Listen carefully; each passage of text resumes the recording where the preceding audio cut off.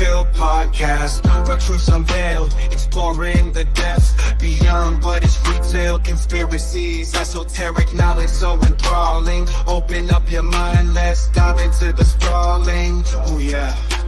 Grey pill awaken, question what you know. Peeling back the latest, let your curiosity grow.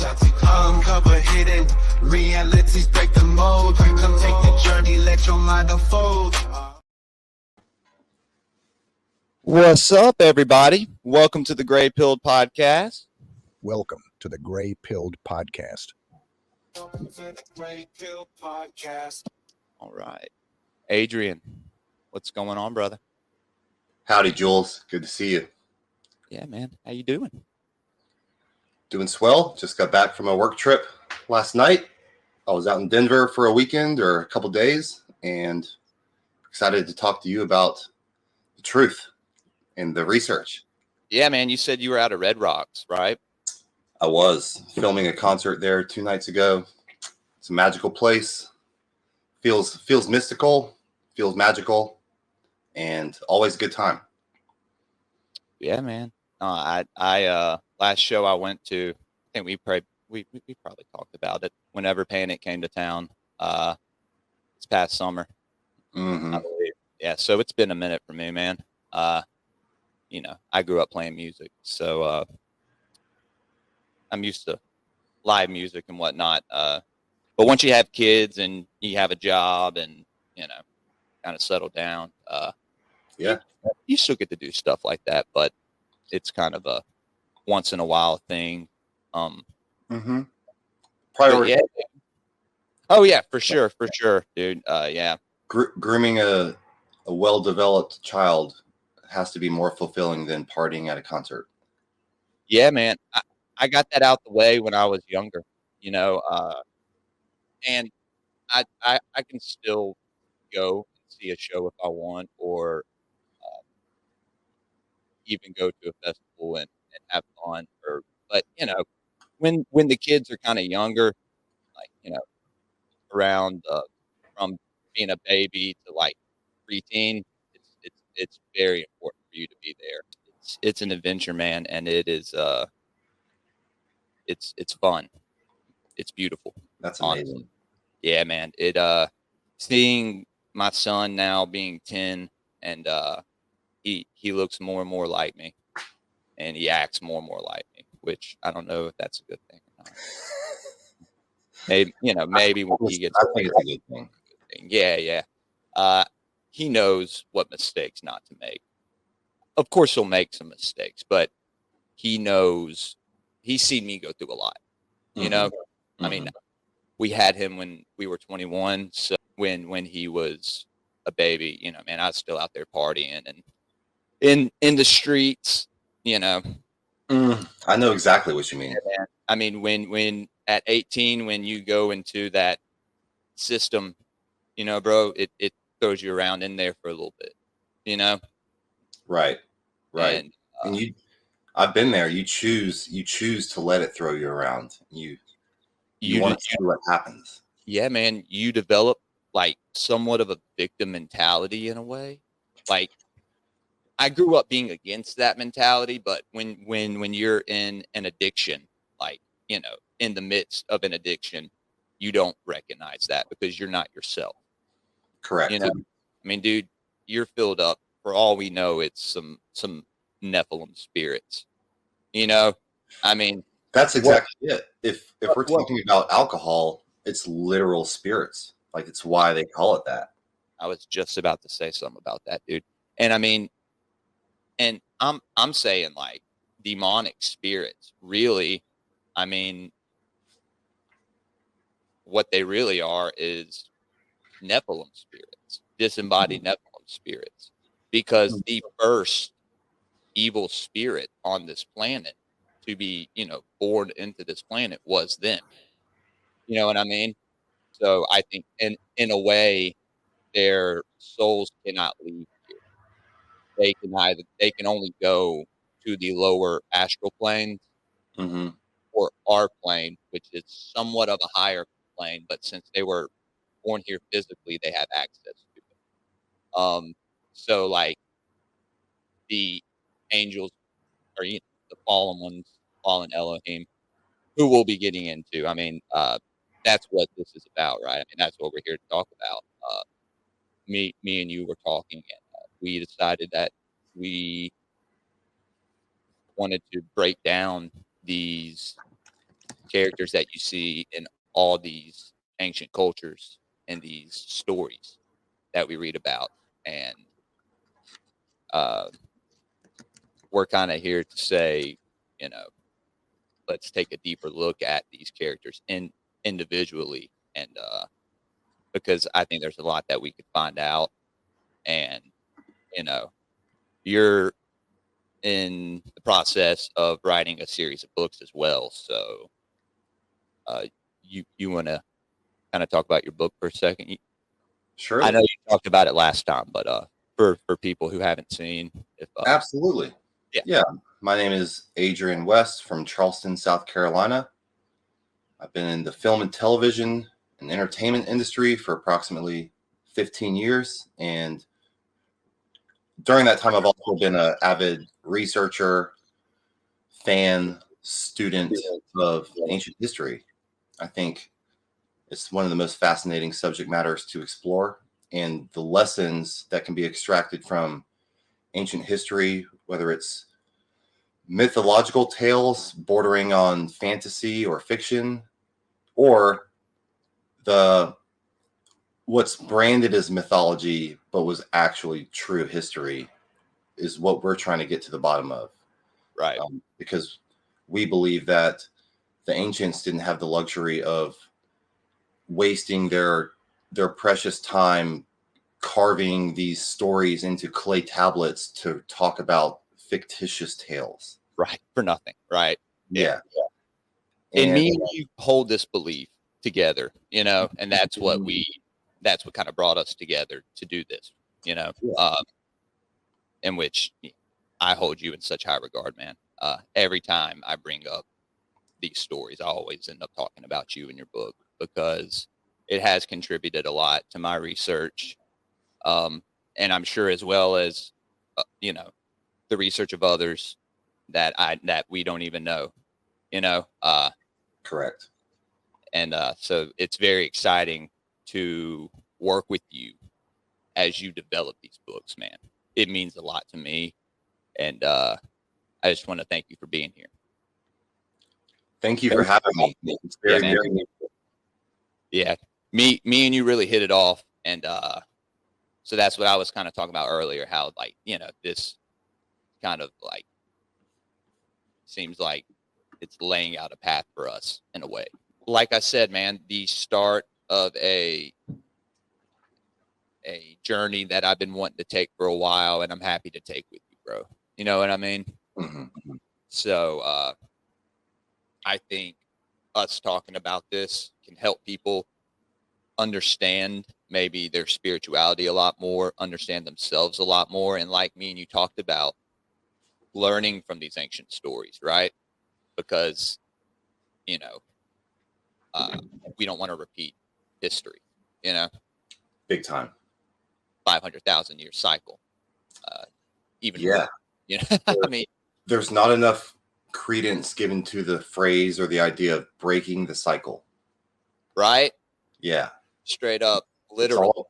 It's like I feel like that's what evolution is to grow, adapt, and become something new, and not fall into the same time loops For sure. of evolution and activities and mistakes. It's like you have to grow and change. Yeah, man. And it seems like sometimes we're just downgrading as a society. Mm-hmm. Like we're just degressing. Yeah, it's annoying. It's very, very annoying. It's very sad to see. And man, people don't want to work. People don't want to mow their own yard. It's sad to see. That's why it's important that men like us get together to talk about stuff like this. Mm-hmm. Like I said, I think we're doing a lot of people some good, and answering a lot of questions that people have, Mm-hmm. without doing years of research, they can kind of, Right. put it together. Yeah. Maybe. Like, taking shortcuts is not the ultimate answer, but with the attention economy, everyone's distracted. Everyone's trying to pay the rent, go to their jobs. We have this ability to condense all the info and package it in a digestible way, consumable way for the audience to understand and comprehend and learn. For sure, dude. That's the most important part, is that people learn, Yeah. These baseless, like, just, YouTube shorts and TikToks about the Anunakki and this and that. It really confuses people, I think. Mm-hmm. It does more harm than good. Maybe some people are more adapted to content like that. I don't think so. Personally, I think it could ruin your brain, dude. I mean, in the past, there has been days, especially when you're like, sitting in your house all day, if it's storming outside, or, a cold winter day when the sun's not out, and you'll doom scroll for like 6-7 hours, and you don't even know until the day is over, and you're just like, Yeah. It's easy for anyone to do with the internet these days. And the first couple times I saw it happening, like, I'm like, whoa. I have to stop myself. Yeah. And it's important. I think people have lost holding themselves accountable for anything, dude. In which I have been through embarrassment, shame, like, of everyone in my town, seeing me go to jail, seeing me, the fall from grace. Yeah, man.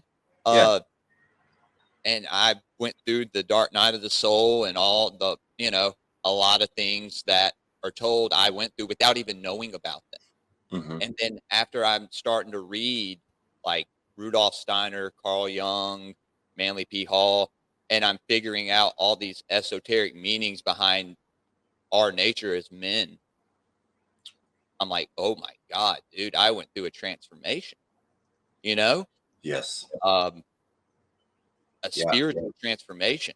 Like, I am a completely different person than I used to be, man.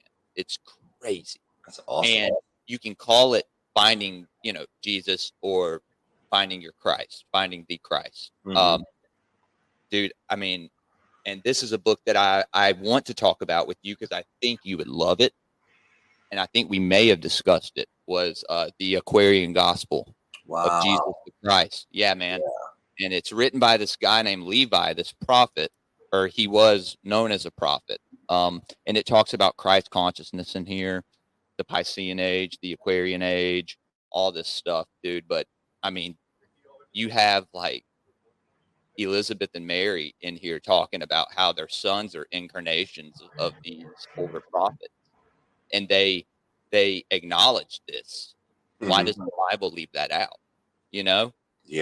They removed all forms of mysticism from the Bible to confuse everybody, just like they did with the Tower of Babel, just like they did with the burning of the Library of Alexandria, the first false flag.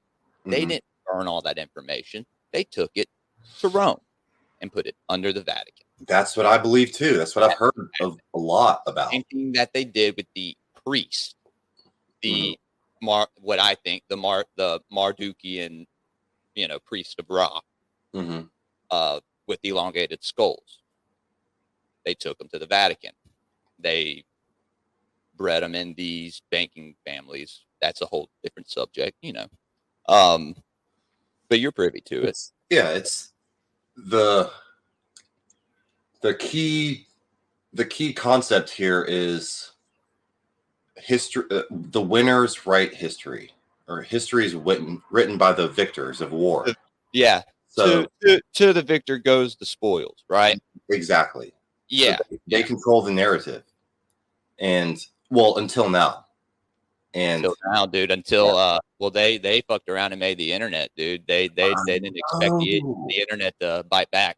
You know, they were like, we're gonna create this machine to ruin humanity, which worked, you could say, but at the same time, it's like, you kind of like thrust us into this age of enlightenment, though, and now we don't need to become initiates in some mystery school to learn about these things. We can experience them through our own, relationship with what people would call God or the creator force. We're going to get into the God of the Old Testament. right. Yeah. And we may say some things that people don't like. But guys, we're just, reading from ancient texts. That's it. Yeah.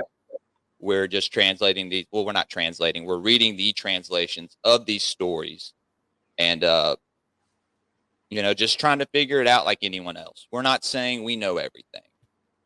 I mean, we, like I said earlier, me and you share an idea. And we're just here to express that. And, but dude, I wanted to shout out your book though.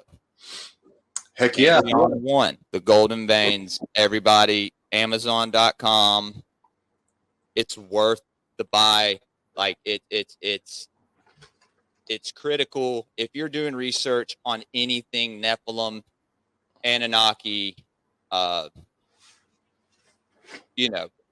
there's so many names to call them by, but this book can be used as a key to put together a lot more things than you thought were possible to put together. Big time. Big time. Yeah, dude.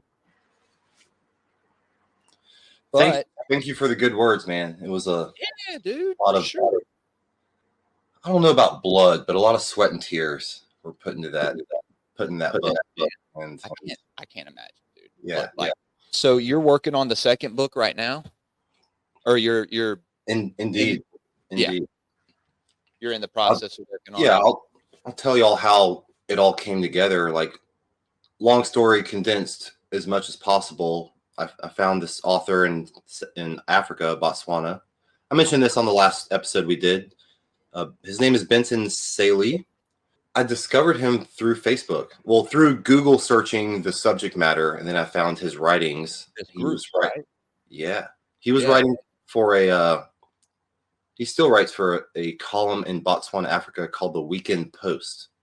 And it would just be like your local newspaper's like online outlet, but with his subject matter is like ancient history.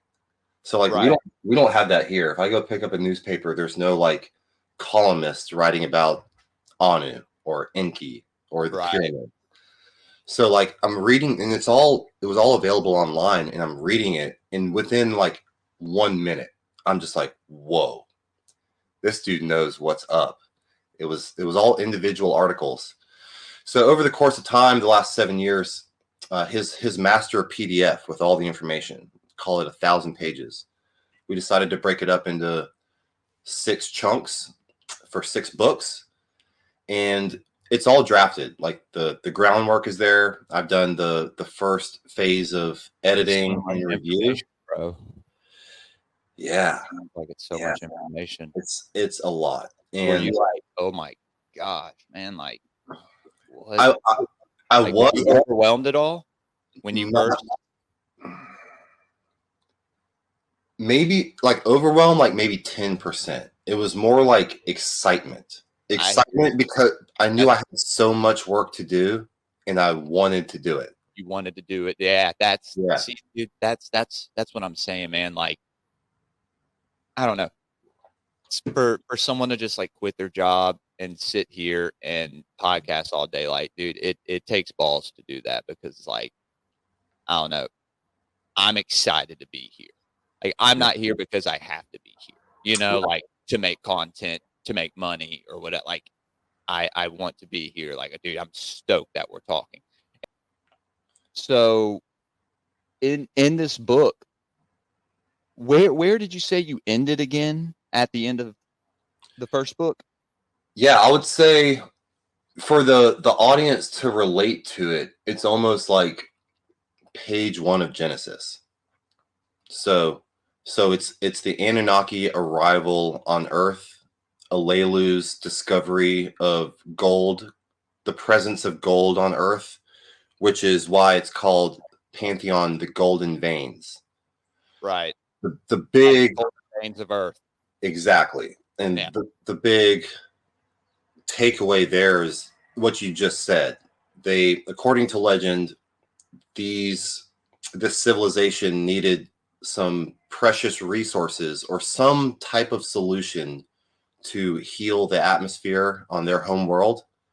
And they tried every trick in the book, whether it was shooting missiles at volcanoes to induce these explosions to heal their atmosphere. Yeah.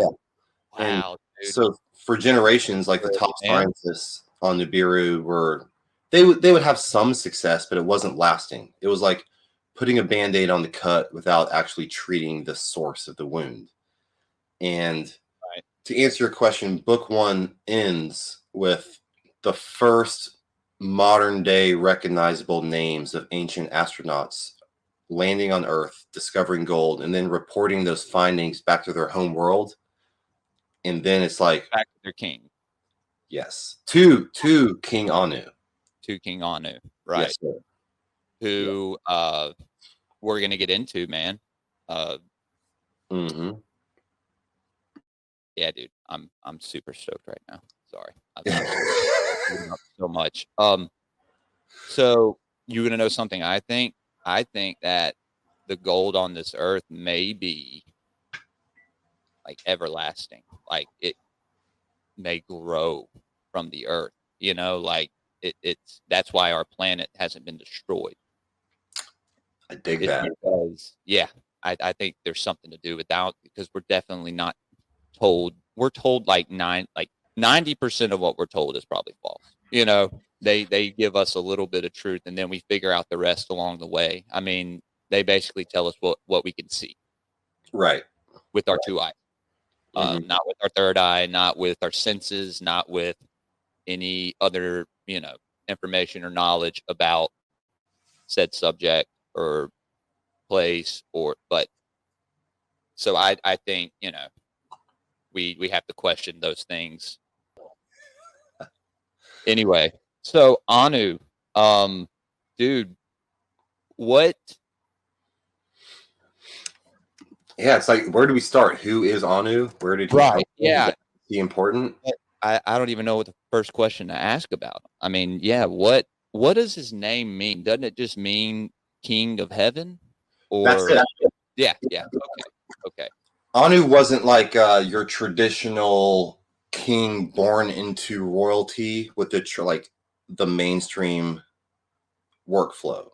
Like he did have royal ties, but there was like his cousins were in power for a while, and they assassinated his grandfather. So he and to back up, this is all happening off world. This is not on Earth. This is between 500,000 to 1,000,000 years ago. Right, on Nibiru. Yes. And people need to know, isn't it how many years on Earth? Or it's 1 year on Nibiru is 3,600 years on Earth. Correct. Right. Okay. So, and that's 1 shar. Correct. SHAR. We should lay out the rules for just. Let's do that. Yeah, man. Rules. Yeah. So in Pantheon, we discuss how the first intelligent civilizations came to Earth, and there's multiples. They're from multiple star systems, but the main one that most recently made the greatest lasting impact were called the Anunakki. And according to the artifacts and the clay tablets that have been unearthed in the Middle East in the last couple hundred years, even in the last 100 years, like the Dead Sea Scrolls, and like modern day Iraq was the hotbed for these discoveries. So these intelligent beings came to Earth from a planet called Nibiru, which is believed to revolve around the sun in a 3,600-year elliptical orbit, which is known as one shar. So one shar for them, 3,600 years for us. And Nibiru is also like this colony outpost of the actual main empire, which is from the Sirius star system. So Nibiru is like a dislodged planet from that star system, and it's almost this like this leapfrog launch point for them to come in our vicinity to then, once they get closer to the sun in that area of their revolution, then they can leapfrog to Earth faster if they're using conventional space travel. And by these days, for all we know, like they might not have to do that anymore. They could bend the fabric of space-time and get here faster. Oh yeah, dude, for sure. Man, that his grandfather, that story, his name's On, right? Yes. And you will find a ton of these reoccurring like combination of letters in names, like A-N, On. Like L. Exactly. Yeah. So, depending on what you read or who got it right first, On, A-N, essentially means like supreme or divine or holy, and the special one. So Anu was descended from that family, and some of it also means like from the stars or heavenly, divine. So think about all the names on Earth that have A-N in them, like me, for example, Adrian, Julian. Yeah. This is where it stems from. This one super king. Wow. He was the big dog on campus. Yeah, man. I didn't even think about. Yeah. And in French, the On, A-N is a year. That's the definition of a year. Okay. Mm-hmm. Okay. Yeah, man. You find that play on words a lot in these other countries, these foreign countries, a lot with like ancient culture. Like, for instance, in France, the king's name was the Dauphin, which stems from dolphin. Yeah. Goes back to Credo, That's deep. Yo, yeah. I was about to say, shout out Esoteric Eddie, man. You see the hermetic lamp on the side. Yeah, man. Send me. That is a badass shirt. Benson would like lose his mind. Was right. Yeah. Yeah, dude. Eddie's gonna come on, man, and I think we're gonna do an episode on Credo, dude. So yeah, man, you should definitely. I'll hit you up and maybe you can come on with us. I know he'd love to meet you. It'd be a blast. Sign me up. Yeah, dude. So Anu, King of Heaven, and this, man, what you pointed out are these ancient wrestling matches that used to happen. Yeah, love it. Is there a depiction of Anu that we could pull up? As far as in general, or the wrestling version? Just in general. So what is this depiction right here? This appears to be Anu wrestling a boar. And so like so much to unpack here. Like, let's just start. Is he fully erect? Anu might be semi. Yeah, it's a semi. I don't know. Yeah, he's in between. He's transitioning. It looks like he sees the audience that has observed him slay this boar, and now he's thinking about all the reward systems that will come later. Right. So let's just start. We're saying who is Anu, and we're talking about essentially ancient aliens, ancient astronauts who came to our home planet from another world. And look at him. He's got 2 legs, 2 arms, 2 ears, 2 eyes, and a beard. He looks like us. Right. We were created in God's image. or God is a colloquial term that has multiple meanings. I have a different understanding in my head of God with a capital G, Yeah. the creator of the universe, the I think all-knowing, yeah. powerful energy, omnipotent, omniscient. I think that's different than the gods of religious texts who talk to humans and tell them. Right. Yeah, dude. I think everyone has their own idea of what God may be, or what the Anunnaki refer to as the creator of all, right? Yes. So we know that there is a creator of the universe. Mhm. You know, because and this goes, with like the creator and his angels, you know. So we're not saying that, the creator of the universe is Anu. No. We're saying that there is something greater than that. But the stories in antiquity line up way too much with all these ancient stories in Sumer, or in Assyria or Babylon. Getting into Anu, well, one thing I will say is I think people are way too fast to put our creator in a box. Yeah. This is what God is, and that's it.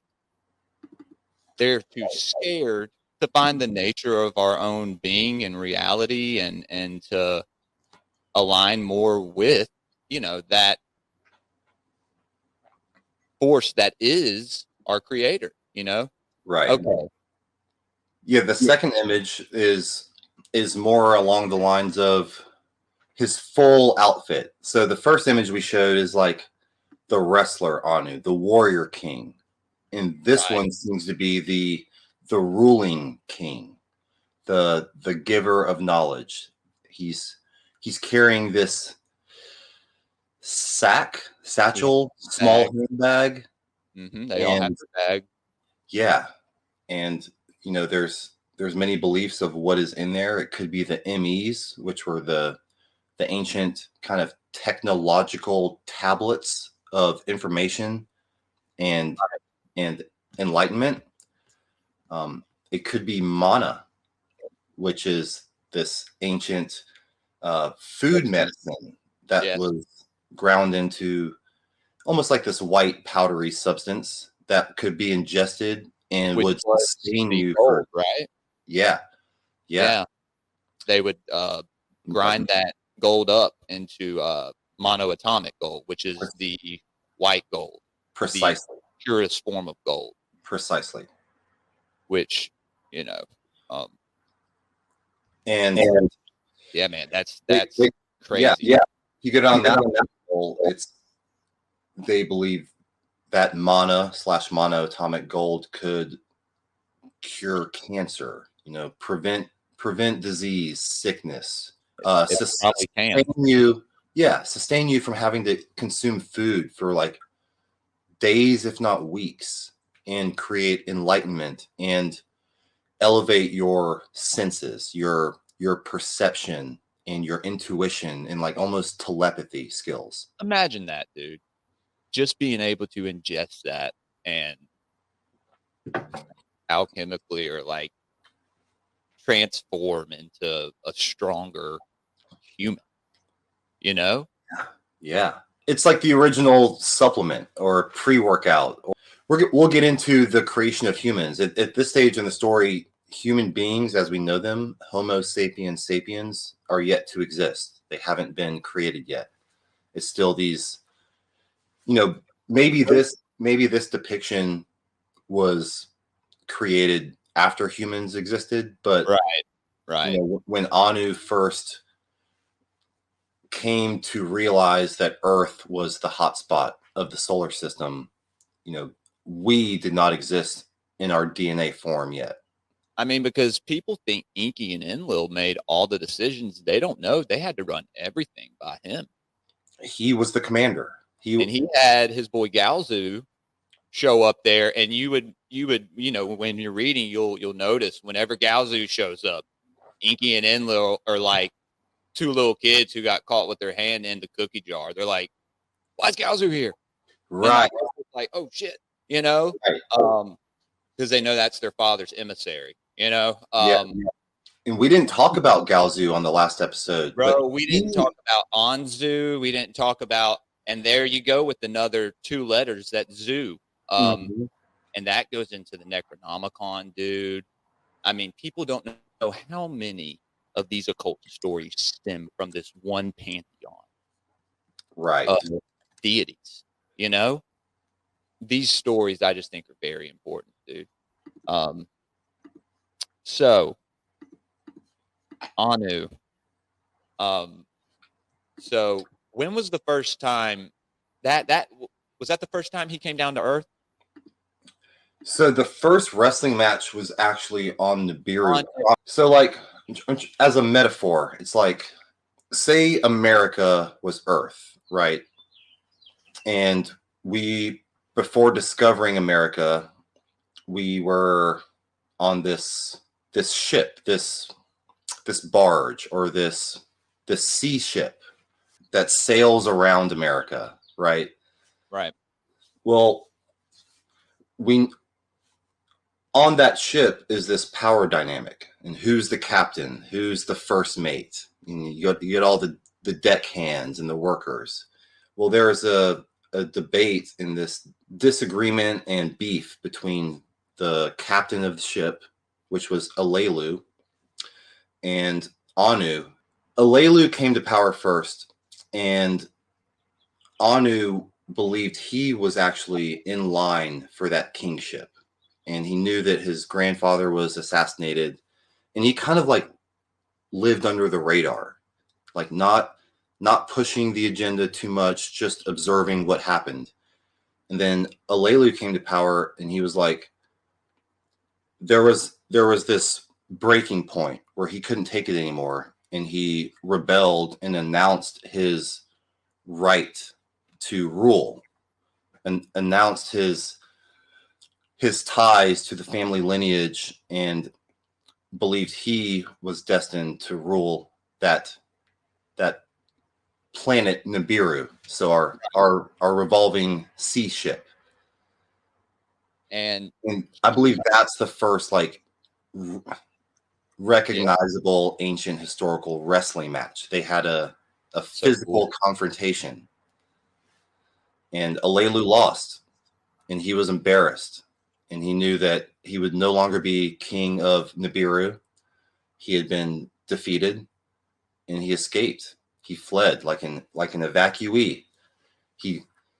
We're talking about space, but the metaphor is he got off that ship and got in a little rowboat and rowed to Earth, or rowed to America, right? Yeah. So then he lands in America, and he's like, "Yo, I found the substance that will plug the holes in our ship. I've done it." And he reports that information back to the home world. And that's the end of the first book of the Pantheon series. So there was another wrestling match that happened on Earth between the same two people, Anu and Alelu, like round 2, right? The rematch. Yep. And Alelu loses again and is excommunicated to Mars, establishes a little presence there, but ultimately passes away, which is to our knowledge, it's a rare thing for an Anunnaki to die and us to know about it and document it. Like, we don't live long enough to know about them dying. So last time, I think we said that Dumuzi was the first death. So really, it was Alelu. Yes. Good edit. Right. Yeah. And then it would be followed up by Anzu, because Anzu being a part of Alelu's bloodline, right? Yeah. He was super loyal. He was the pilot. He was of the rowboat of the. He was Inky's pilot. Yes. Right. Anzu was. Right. Correct. Okay. Because. But he was tied into Alelu. He actually helped Alelu escape and knew about his travels. So he was kind of a mole, or kind of like playing both sides. Yeah, you see that because doesn't he run off with the tablets of destiny, or he runs off with a couple of them, right? Yeah, he was very situationally. He knew how to like leverage situations to his benefit. He was an opportunist. Yeah. Okay. Yeah. There you go. But he was trusted because his skill was so important, like navigating a spaceship from Nibiru to Earth through the asteroid belt safely with no deaths. Like, Yeah. he had a very important job. So he was trusted, he was protected, but he used that to, support whoever he believed in at the time, whether that was Alelu, Anu, Enki, and yeah, it's almost like there's got to be some jobs, like maybe military people, where like you almost don't care about the reasons. You just want to do the best job possible. So I think him was like, yes, master, I'll navigate you wherever you need to go, because that's my role in this story. And loyalty goes both ways. So if Alelu was nice to him and reciprocal and giving, he would return the favor. Dude, the Lost Book of Enki, I like almost came to tears when I finished reading it. It was like so profound and groundbreaking and life-changing. I was like, this is the story. Everybody should go buy this. Mm-hmm. And, and there's some great YouTube videos that narrate it too, with like dramatic voices, but like reading it, highlighting it, taking notes. That's how you're going to get the full effect. You develop a deeper understanding when you physically read something. For sure, dude. Yeah, for sure. And dude, I mean, we were going to dive into the book alone, but I think we'll do that on our own, just going through these characters. So, okay, Anu. Yes. Now, since we're diving into pantheons and stuff, do you know if he had any other names in like Sumeria to, let's say, Babylon? Or yeah, and that's where the controversy comes, man. He was either called On, or like the grandson of On on the home planet, and then that became Anu. And then over the course of time, he became known as the Almighty, like the Supreme One. So Genesis is so complex because the same book that mentions God could be talking about 3, maybe 4 different gods of Genesis, right? It's like, it's the supreme creator God of, like, the invisible number 1 master God. When I think about it, it's maybe 5. I mean, you have Anu, Enki, Enlil, Ninurta, and Marduk. Yes. That's the 5 that had supremacy. Maybe not so much Enki. He was kind of snuffed by his brother, or he was deemed the serpent in Genesis. Right. And it's crazy how some of these prayers in the Old Testament will talk about, like, get under my feathers, or my wings. And then you look at the ancient symbolism of the Enlil clans, the clans of Enlil, his sons, and their, his grandchildren. And it's all this eagle, or I would say phoenix symbolism. Because I've been reading a lot of Manly P. Hall, and in this one book, he has this whole chapter on the phoenix, and I'm going to be discussing it soon. But he talks about how basically the eagle in Freemasonry is really the phoenix, like, and the eagle that's on our currency is really the phoenix. It's and I think that's fascinating. Oh yeah. How the turkey is basically the peacock, after after the flood. It got all its color washed out of its feathers and stuff. You know what I mean? Like stuff like that, you know? Like, I'm fascinated by that. Created, you know? Can you dive any deeper? Like, I want to know about the phoenix is kind of considered like the good bird, like the one that overcame adversity and rose from the ashes. And then, but the tribe of El and Enlil, like they didn't do the greatest, nicest things. So is that like a psyop to make them seem better? Or is there some deeper symbolism of like maybe the phoenix isn't as nice as we believe it is? That's another thing, because in a lot of these ancient mystery schools, you get a lot of dualism or duality. You know, that being both good and bad, or as I would describe, the higher and lower aspects of man. Yeah.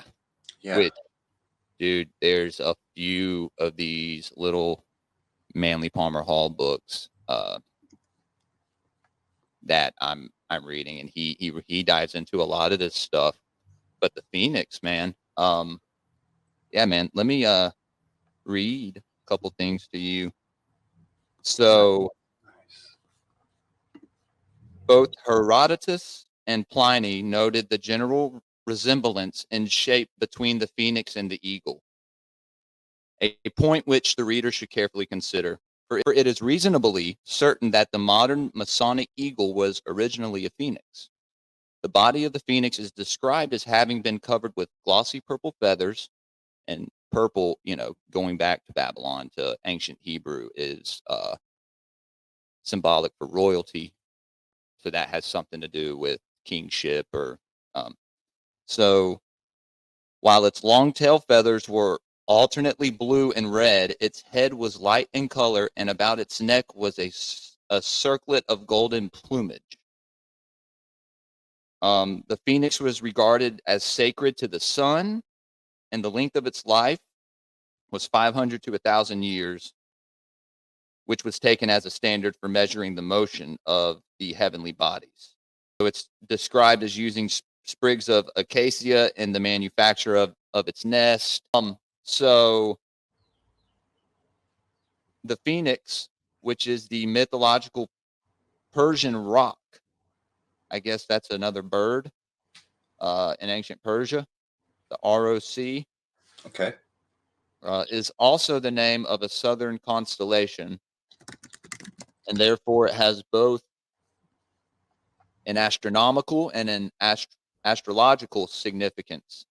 In all probability, the phoenix was the swan of the Greeks, the eagle of the Romans, and the peacock of the Far East. And dude, I talked about this band called Electric Wizard on the Sound Science last week with the Paranoid American. And they had this song about Melektaus, which the Yazidi tribe used to pray to. It was this peacock angel, or yeah, dude. And when you read peacock angel, you're like, that's not that's a fallen angel. That's a fallen angel, dude. Like straight up. It's a Zoroastrian. Okay, look at the sigil. So do you see? Are you on the Wikipedia? Yeah. Look at the sigil next to the peacock. That's Inky sigil. Wow. You see it? Yeah. Wow, yeah, man. Yeah. I saw that and I was like, wait a minute. Can you type in sigil of Inky? Fascinating. Yeah, dude. So then you're like, wait a minute, you know, the bird was it used, you know, by both clans? Maybe just it was a different bird. Yeah, man. But then again, you know, it's described that Enlil's clan wore these helmets that were the heads of birds, not so much that they were avian hybrids, but then again, maybe they were. The bird symbology was about their technological prowess, right? They ruled the skies, so they Right. controlled everything. It was not only the all-seeing eye, which, you know, there's reports of Enlil having this Black Knight satellite that revolves around Earth that has supervision and For sure. Yeah, and man. that, but also they were patrolling Earth in the atmosphere in ships, saucers, crafts to scout new locations for building purposes, but also to spy on the inhabitants and the common people to make sure they were in line. Everyone was in line. Yeah. Yeah. Sure, dude. So yeah, like that eagle symbolism, phoenix symbolism is everywhere, and it's almost like a sign of control and supremacy. Yeah, dude. Listen to this. So, to the ancient mystics, the phoenix was a most appropriate symbol of the immortality of the human soul. Mm. For just as the phoenix was reborn out of its own dead self 7 times 7, so again and again the spiritual nature of man rises triumphant from his dead physical body. And 7's the number of Enlil, right?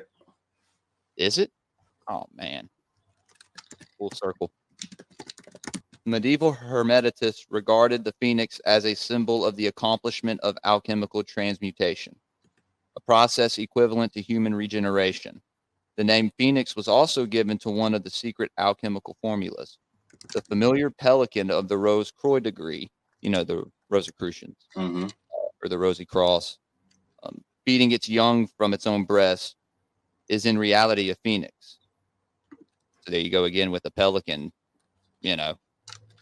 Basically, this phoenix was the OG, like, bird, dude. Like, the first bird to probably ever exist here on this plane physically. A fact which can be confirmed by an examination of the head of the bird. The ungainly lower part of the pelican's beak is entirely missing, the head of the phoenix being far more like that of an eagle than of a pelican. Mm. In the mysteries, it was customary to refer to initiates as phoenixes, or men who had been born again. Mm-hmm. For just as physical birth gives man consciousness in the physical world, so the neophyte, after 9 degrees in the womb of mysteries, was born into a consciousness of the spiritual world. This is the mystery of initiation to which Christ referred when he said, "Except a man be born again, he cannot see the kingdom of God." The phoenix is a fitting symbol of this spiritual truth. So that's just 2 pages right there, man, of this book, the esoteric or the occult symbolism of animals, insects, reptiles, fish, and birds, which I've done 2 episodes on.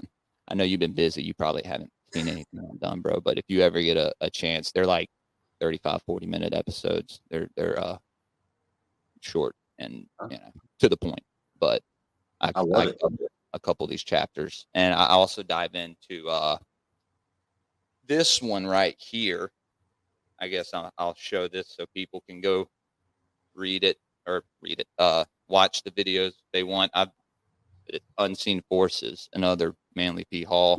You have the best book collection of any of like my immediate peers I know of. Yeah. Man. Well, you know, before I got into conspiracies and ancient history, the occult, the esoteric, music was my life, man. And so whatever I'm doing in life, as a passion of mine, I always, you know, do to my full ability, whatever I can do. So if I can read as many books as possible, whatever I take from those books, I take. And if I want to go back and read them again, then I can. And it's something about having a book.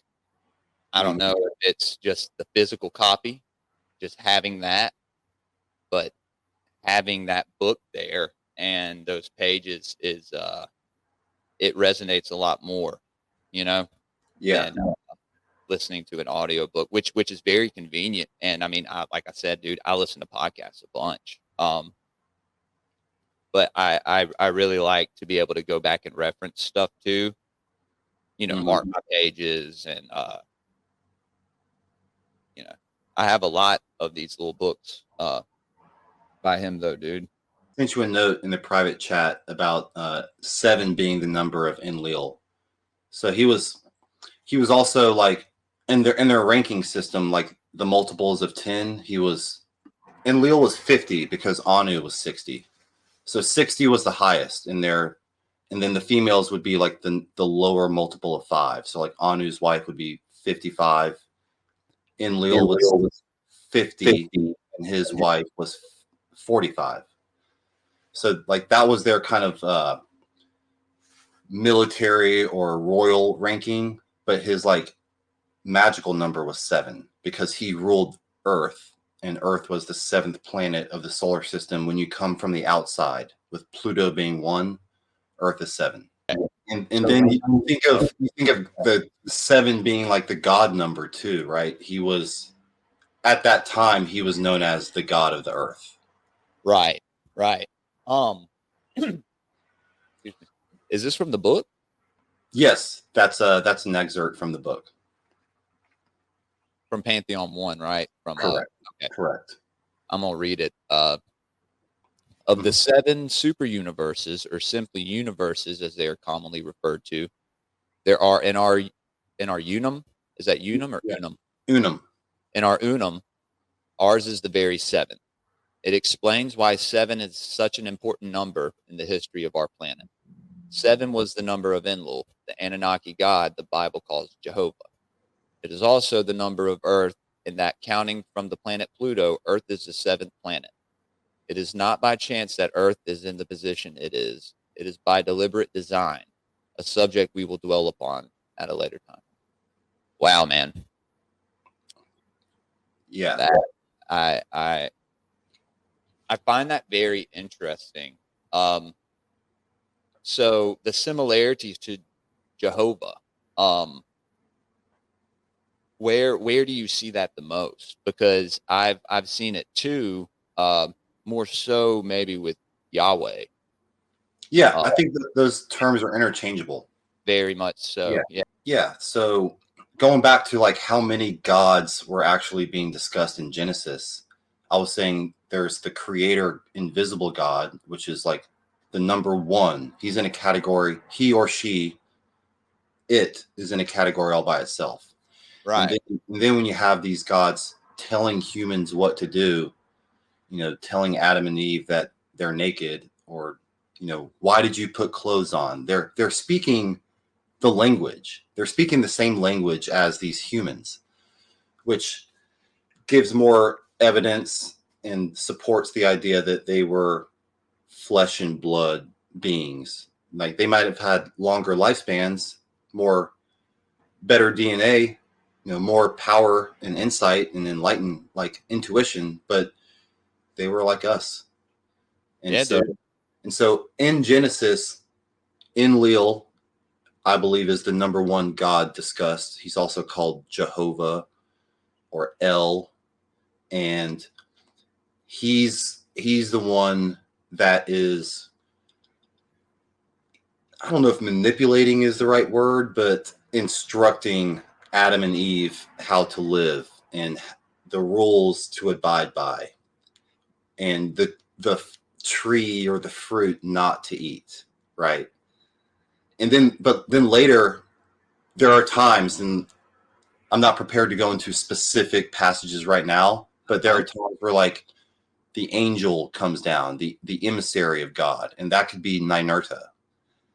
For sure, dude. And then there are other times where like it says God said to do this, but it's not Enlil. It's either Ninurta or one of Enlil's other sons.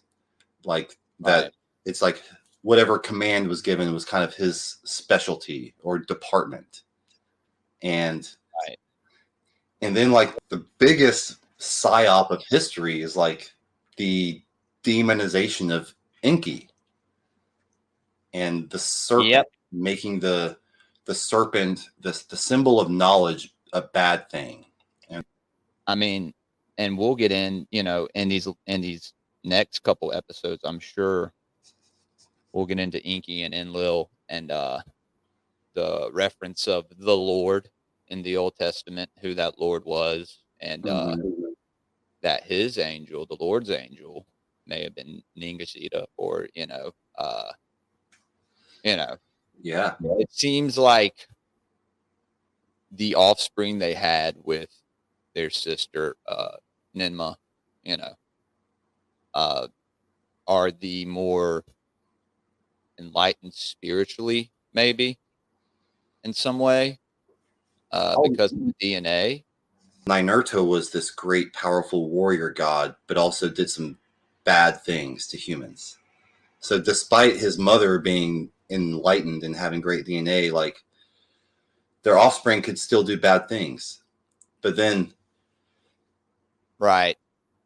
and then, but like Enki's sons, especially Ningishita, who later became Thoth, Quetzalcoatl, like those two are the best, the most, like together, that's the ultimate father-son combination. They were responsible for the most fascinating, powerful, amazing creations, like constructions on Earth, like the pyramids of the Middle East, the pyramids of Central America. I was about to say both architectural and scientific, right? Yeah, like that's all from Enki's mind and Ningishita's like leadership. Right. And I mean, that's why it says that the Sphinx was in his likeness. Mm-hmm. And but that was defaced whenever his brother had ruled. And I'm sure we'll talk about the Pyramid Wars later on. Yeah, I'm not spoiling any of your books this time. Okay? thank you. I'm not. We didn't do it last time. We just teased a little bit. That's gonna make people want to know more about like what is a pyramid war? How is there more than one of those, and what happened? Like we'll go into it all. Yeah, man. I can't wait for that. So all right, so Anu. Mm-hmm. So you were saying that Enlil was known as El? Yes. So okay. So was Anu in that pantheon of, I guess you could say, ancient Canaan? Mm-hmm. What was Anu known as? So the cultures that were most similar, like Sumerian, Babylonian, Akkadian.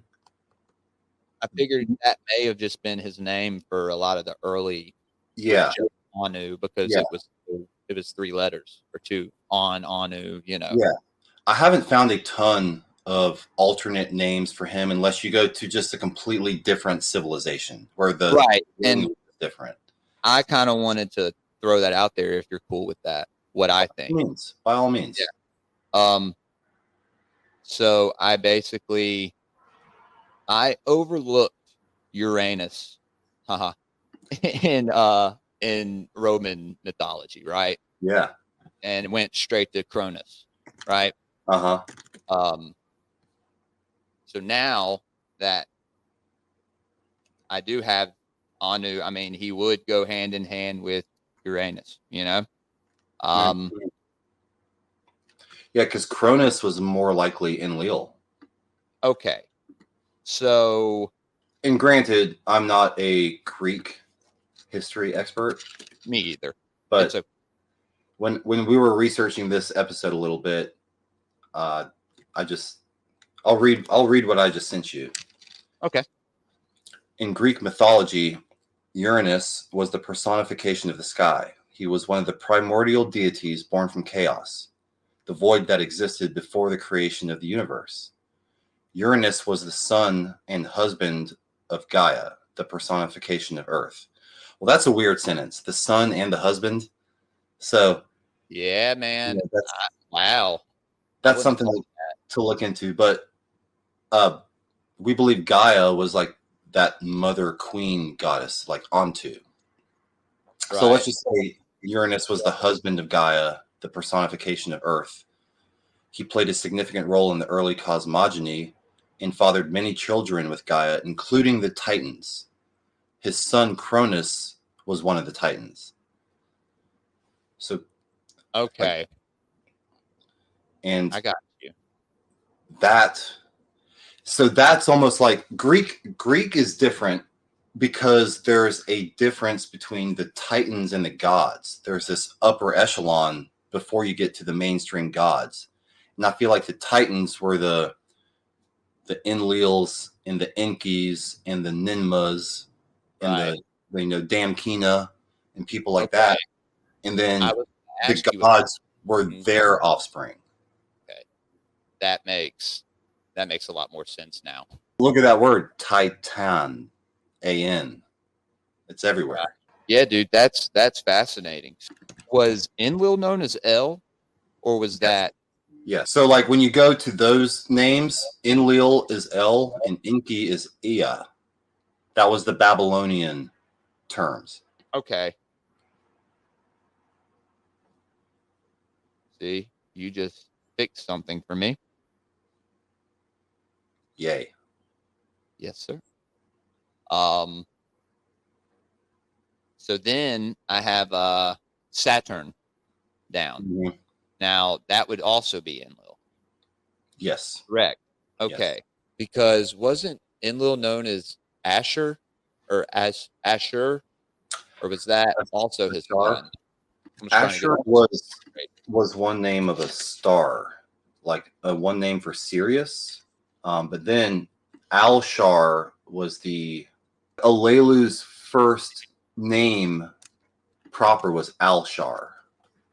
I'll read a few things from Pantheon 1. Yeah, man. To the ancients of our planet, however, the dog star was a mere nickname. The Egyptians called the star Asar, pronounced Ashar. And look at that, Ashar, which is almost like, Wow. yeah. Yeah. It's so that the connection is not that serious. In my opinion, the connection pun is not intended. serious. Yeah, was a star, but like that colony outpost of Sirius, Nibiru, like maybe that's where the term came from, the Shar, the master year. So Right. this term derived from the term Asa the name given to the Syrians by the Orion race. It was the prehistoric term Asur which became Sirois, meaning the scorcher, because of the star's extreme luminosity. And this is in reference to Sirius, the dog star. Okay. And then in Greek, in English, it later became Sirius. So Asher became Sirois, which became Sirius. And what's funny is people don't know where we get the title Sir from. Dude, I didn't even think about that. Yeah, man. Yeah. Yeah, dude. That's what, and sire back in old England and stuff. Like, Yeah. you know how people in royalty were called sire. That stems from that word Sirius. Yeah. I've always found that fascinating, man. Same. Yeah, I know, man. And we'll do an episode where we go into that, dude. Just etymology and stuff. You know, how Yes. words over time became something else, you know, and but just so who else we correlate Anu to before we get out of here, Yeah. because we're going to be talking about all these beings in every episode. We're just going to be mainly like showing images and focusing on one Right. each time. But we'll always come back to Anu. He only really comes to Earth, what, 3 times? Maybe 3. It's not a lot. It's a small number. I'll have to. I should know the exact number, but each time was like historical. They had these grand ceremonies for him. These banquets and feasts that would last days. It was a celebration when the king came down. You know what I mean? Right.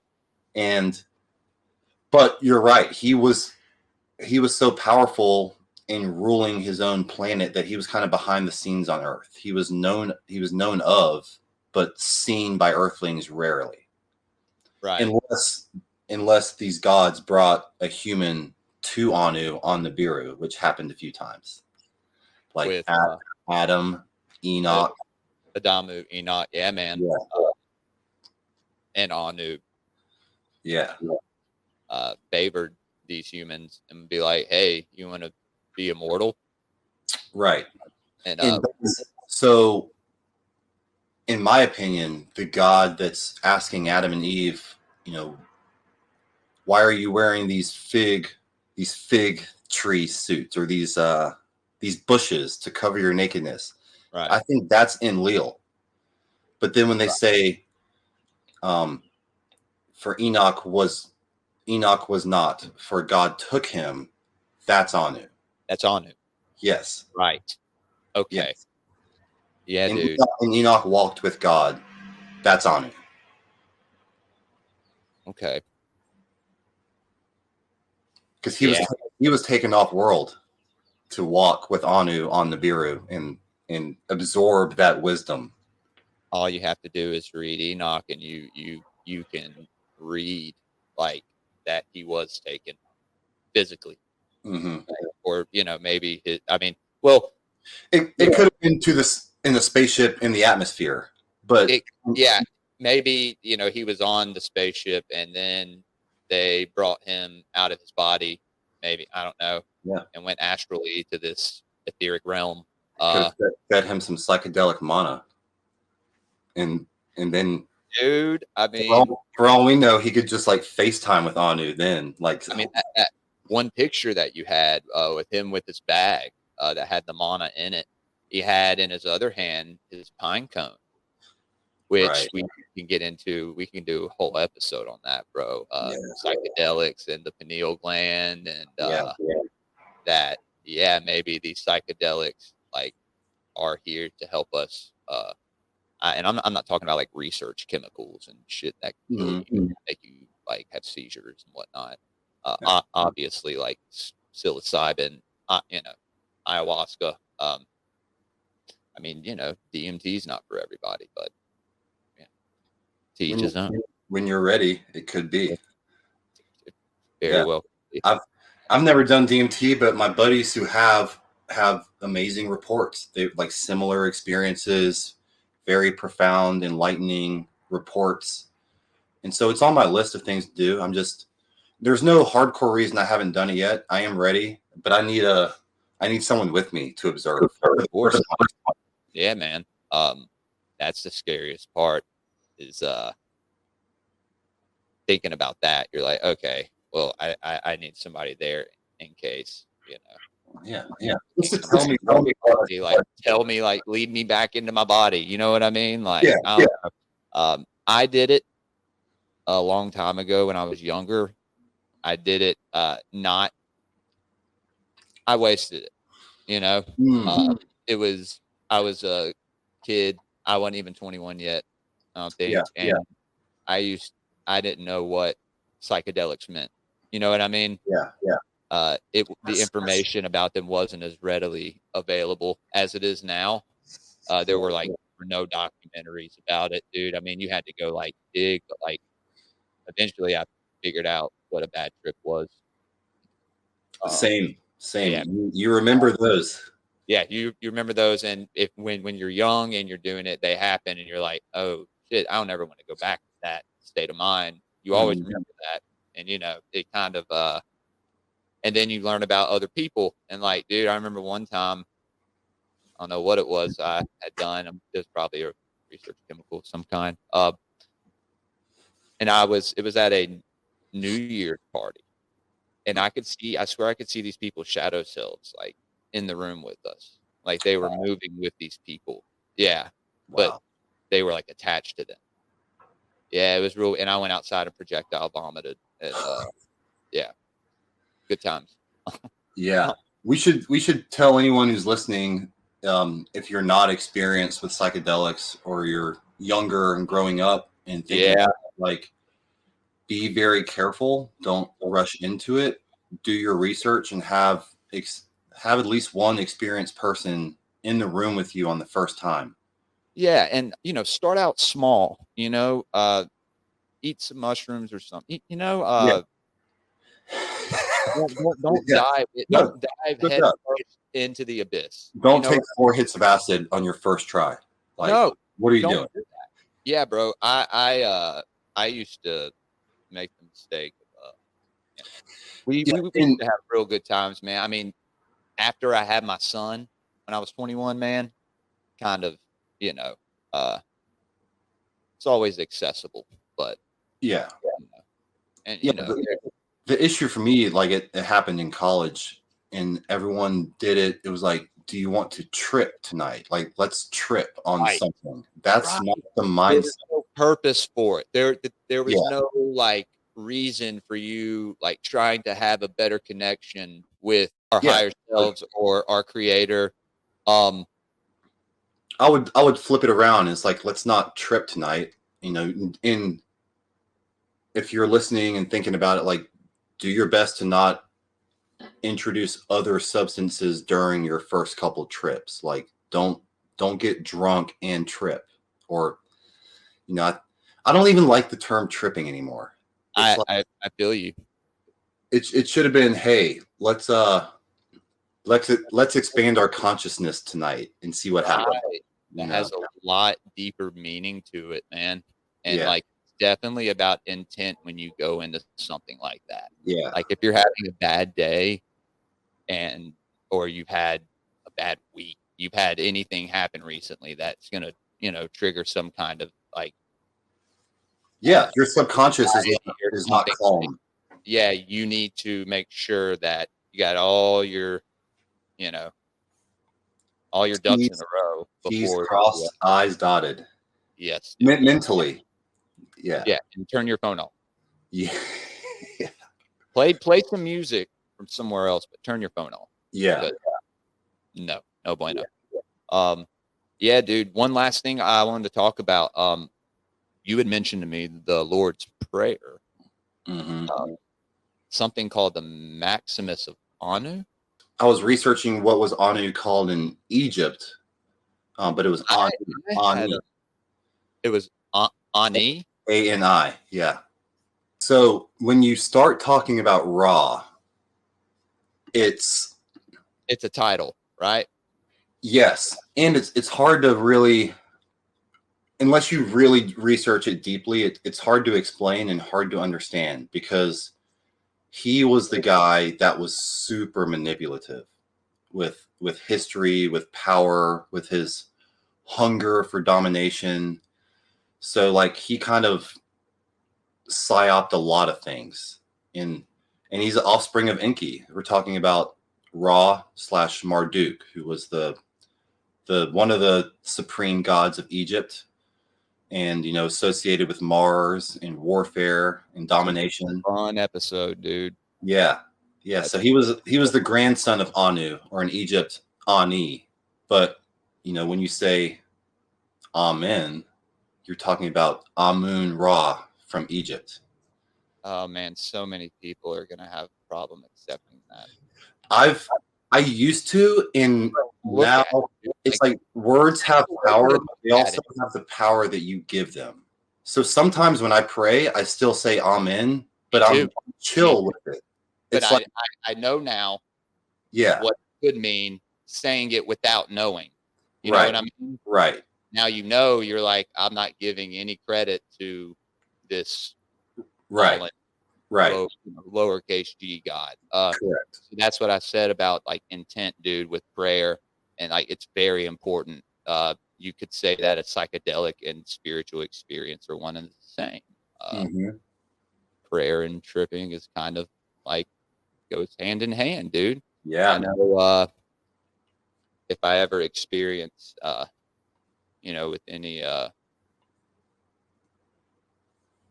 anything that grows from the earth in my recent years, I seem to have a better connection with God or my creator during that experience.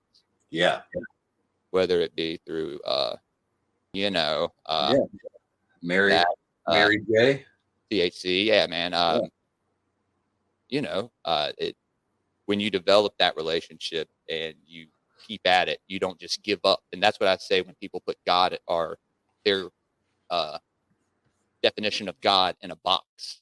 They kind of give up on looking into that. And that's what God wants us to do, I think, you know? And me and you both know that Satan means adversary, and he's put in charge of our world. Why wouldn't he use every tool in his box to fix our reality how he wants it? And to say to himself, these humans are way too complacent with their religion, with their social systems, with their political systems, you know, with the people they let them govern. Always let these monarchs govern us since the beginning of time. And now we're finding out that they've all been related. Yeah, since the beginning. Yeah, like, and that relation goes back to Vlad the Impaler and Dracula, which goes further back to King Priest in Babylon, and you know.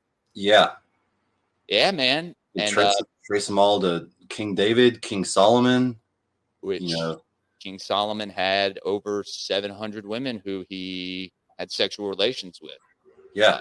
How many of those children being born? I mean, he had a lot of children, right? Yeah. How many of those do you think were embodied with the Nephilim spirit? Man, that's something fascinating to think about. Think about his higher and lesser magic. And I'm sorry, bro. I know you have to go, but and we'll get into this, dude. You hooked me in with Solomonic magic now. I mean, you have to look at this for what it is. Like I said, man, I'm a follower of the Christ. I believe that a man who embodied the spirit of our creator, our actual creator, was seated here at the beginning of time, and his consciousness transferred through all of these civilizations, and his final one being that of Christ, you know, Yeshua or Jesus. And I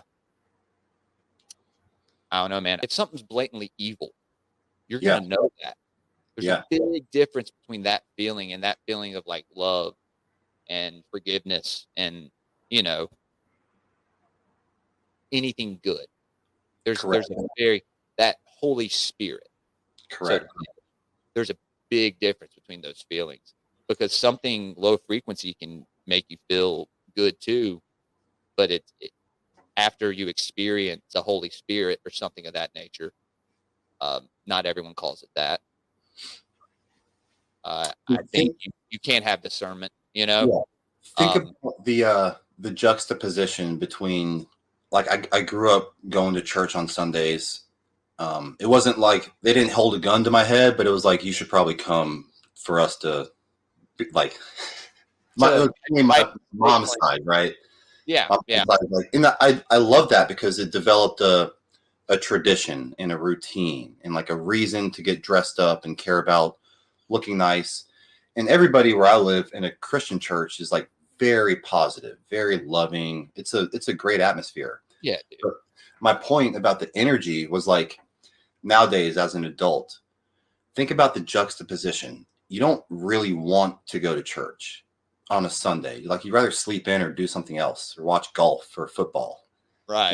And it's like, but when you go and you see the stained glass windows, all these old people are so loving to you and like they care about you, they're fighting for you. The music, the organ, the choir, you leave, you're like, feel reborn. So it's like you do something you don't want to do and you end up feeling better. Yeah. And the juxtaposition is like a nightclub, right? You want to go out there, you want to go party, you want to go have fun. But when you leave, it's like all that hardcore music and like energy vibrations and beats. It's probably not doing good things to your like DNA on a cellular level, right? Right. It's like that's the side. It's like man. The fun thing, the easy, quick gratification reward is like, it's not the healthy move or the spiritually enlightened move. And usually if you have a good gut feeling, you'll get that, you know. But yeah, man, no, dude, I had a great time today, brother. It's always great to talk to you, dude. Likewise. It's been too long since the first one, but now I think we're about to get a little routine going. Oh yeah, man, for sure. And and I know you have a busy schedule. For people that don't know, Adrian does editing, and he's a filmmaker. He's a trainer. He does some boxing, I think, too. Bro, you do a lot of stuff, man. You're a lot more active than me. I mean, It's not a. I know, wouldn't recommend that lifestyle to everyone, but I do a lot of what I'm called and compelled to do. It's like I really respect like someone who wants to go like Michael Jordan mode and be hyper focused on one thing. Like when I saw the film Oppenheimer, I was like, I just watched that. Dude. That's so badass. Imagine like this is your one project to just focus on that thing.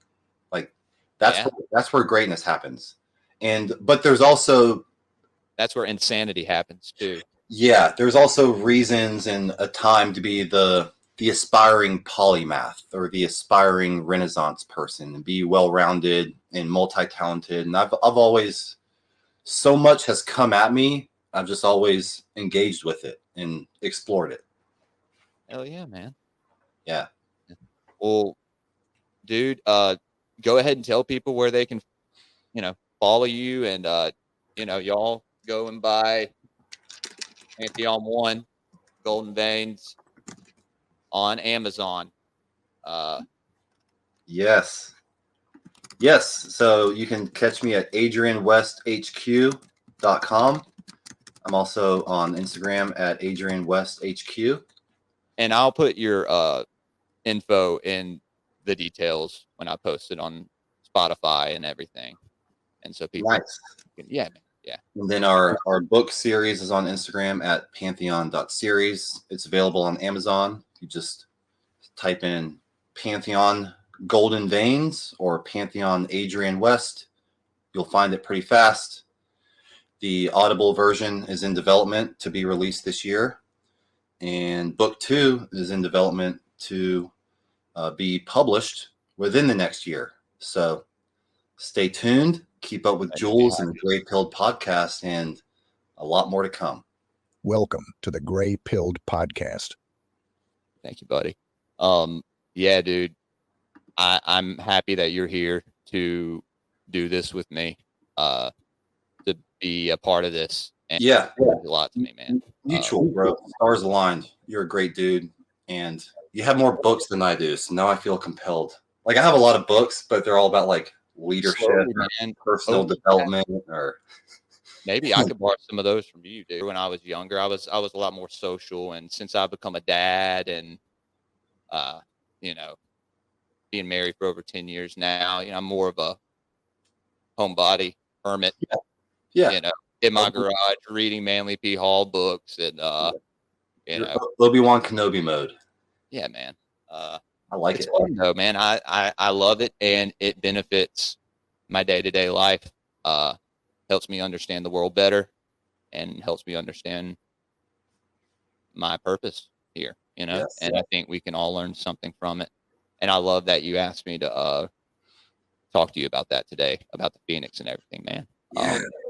Yeah. But I know you have to go. I'll try to work on an intro as well, so we can get this thing going, and I'll see if a couple people can maybe help me with that. I am on Instagram at graypilled_podcast, Twitter at graypilledpod, Rumble, Graypilled Podcast, YouTube. I'm on Spotify. And then I'm on Odyssey and BitChute.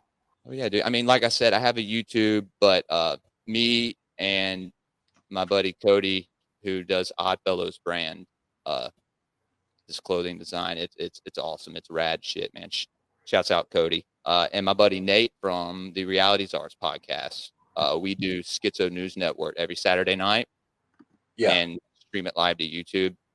And we don't give a shit who we offend. So I don't know how long I'll be on YouTube. But if I get kicked off, that doesn't mean I'm going anywhere. I'll just go to some other platform to stream more, Yeah. I see not too many people are on YouTube to put content out anymore, maybe just to watch content that's been put out, you know, or to go back to certain videos, but you know, less and less people are starting to use it in our sphere of, Yeah, you know, I see that too. yeah, man. So yeah, y'all, we'll have this video posted soon. I'm gonna, like I said, dude, I have that to do tonight, but besides, I'll be hanging out with my son and daughter today, kicking it. We may mow the yard, may have to wait till tomorrow. Like I said, it was like they knew we were going to be talking about this week. They were trying to take me out. Yeah. With this hailstorm the other night, dude. It was crazy. Yeah. But do you think that was Ishkur coming for you? Ishkur Dodd? Oh God, that's terrifying to even think about that, dude. Because he was one of the OGs. Like, I think he may have even been there. Dude, I can't wait to get into all of these guys, dude. It's probably Ishkur though. Yeah. Bastard. I promise. Dude, so much fun. Yeah, man. Yeah, man. I love this, brother. Well, I'm going to, like I said, I know you have to go, man. It was great seeing you and talking to you. Likewise. Yeah, man. I'm gonna play this ad and then my outro. Mm-hmm. I'm just gonna log you off so you can get out of here. Okay. Okay, dude. Thanks so much. It was a blast, and I learned a lot from you today. And there's more to discover and share with the world. Yeah, man. That's what we're here for, and I plan on learning more and more from you as well, man. Learn from each other and just, you know, kick ass. Put out there whatever we've taken in, you know. Yeah, long distance fist bump. All right, brother. Talk soon. Much love. Man. I'll see you later, man. Peace. Later, Adrian. All right, guys. Y'all go follow me on social media if you haven't, and everybody, stay gray-pilled, and I will see y'all later. chosenone.com. Go visit chosenone.com. It's easy to remember if you just sing along. chosenone.com. Go visit chosenone.com. The chosen one. Yes, he is the chosen one. He's got his own comic, and now he's got his own song. 'Cause he's the chosen one. Yes, he is the chosen one. Go buy a copy at chosenone.com. chosenone.com.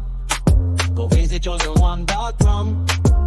It's easy to remember if you just sing along. chosenone.com. Go visit chosenone.com. Gather round, all you mystery seekers. We're diving deep into the dark, exploring realms beyond what's known, where the secrets of the shadows lead them on. Come take a ride on the Grey-Pilled Express, where esoteric knowledge is our guest. From conspiracies to cryptids, we unveil the veil, mysticism and the occult, our forbidden tale. Join us on this journey to uncover the